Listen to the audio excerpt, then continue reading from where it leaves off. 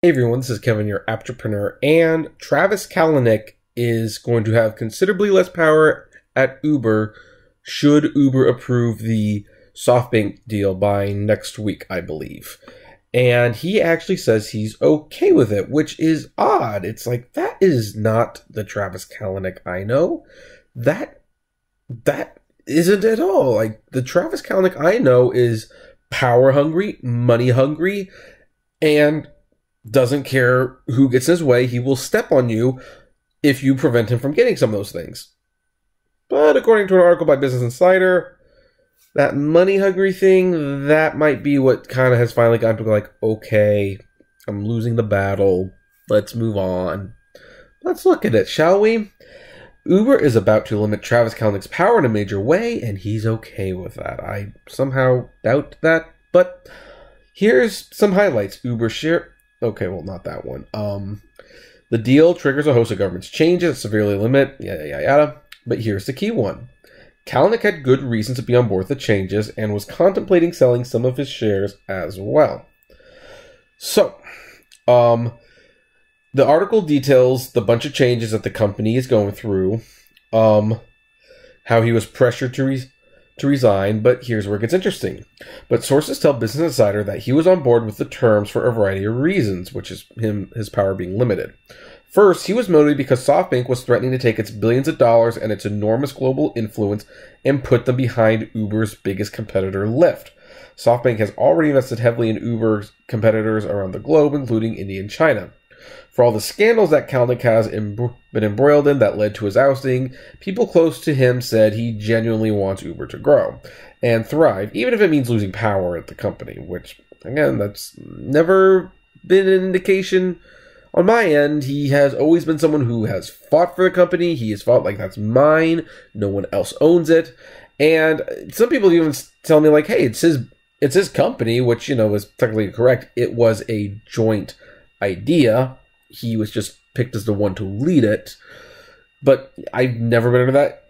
I've never been under that impression.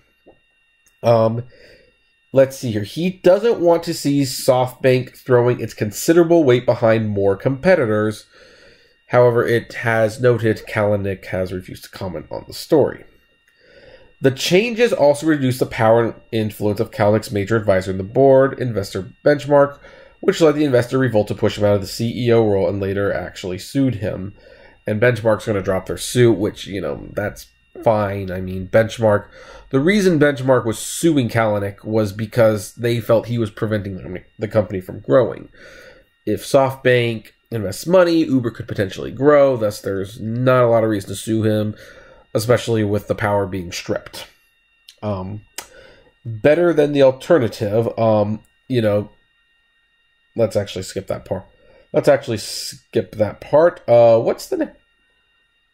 And here's the other major change. No more super voting rights for preferred shares, which granted 10 votes each share. And when Kalanick owned 10% of the company, well, that's why you can see him getting his way, even though he's clearly a dangerous man to this company. Let's see here. And here's the reason why Kalanick's probably okay with this. Kalanick may be selling his shares. Not all of them, mind you, but some of them. Uber has not revealed which investors have sold shares to SoftBank and how much they sold, although Benchmark had previously publicly said it would sell shares. Whether it sold a significant stake or made a token sale is unknown. Investors themselves were not allowed to tell each other if they were selling or how much, which, by the way, that's never a good sign. It's kind of like when a company says, don't talk about how much you make with other employees. They tell you that because they don't want the employees to be comparing notes and ultimately negotiating higher pay. Because if you don't know what your coworker is making, how do you know what you're really worth? About a year ago, Kalanick said he never sold a single share. He currently owns 10% of the company, but those close to him say he's been relatively cash-strapped for a billionaire since resigning from his job as CEO last summer, and that he was considering selling some shares to SoftBank in this deal. Investors and employees were reportedly selling for $33 a share, which valued the company $48 billion. Yeah. So basically, Kalanick needs cash. He's strapped. He doesn't have a lot of money, and selling some of Uber would be a way to get him some money. This clearly shows that Kalanick probably should not have been messing around at Uber after he resigned as CEO. This is why when founders are ousted from their companies, they invest in a new company, because you're never guaranteed to get regain control of that company, and you need to make money. And the way you do that, well, you invest in a new company, or you join a new company. Most of them just create a new company. Steve Jobs created Next. The guy who runs Twitter right now, he did Square Cash, something like that. I forget the exact name.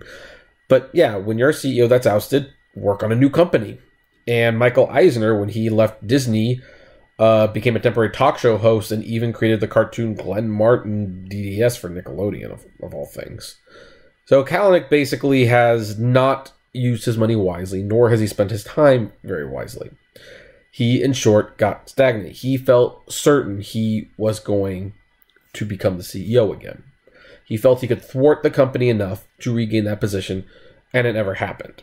And now, strapped for cash, he's going to sell some of his shares to Uber. Or SoftBank, I should say.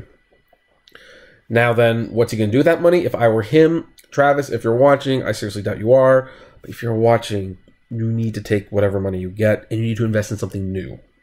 That's the only way you're going to thrive. You need to seriously start leaving Uber behind. I personally would gain from this because I hate you. To be perfectly honest, I totally hate your guts. And I hate what you do to Uber, and I hate what you turned Uber into. But as an investor, hey, you know what? Make the money, invest in a new company. Preferably one that I don't have to work for, because I don't want to have to live under your tyranny again. But there you go. So that is the real reason Travis Kalanick's selling his shares. He's just running out of money, which I find hilarious, but not too surprising, considering he really should have been taking the steps necessary to move on in the first place. But that's just my opinion. What's your opinion? Do you think that's the only reason, or do you think Kalanick finally just got exhausted from dealing with Uber? I would love to know. Comment below, like, favorite, share, subscribe. If you enjoy the videos I make, consider becoming a Patreon member for $1 a month. And as always, flame responsibly. Have a good one.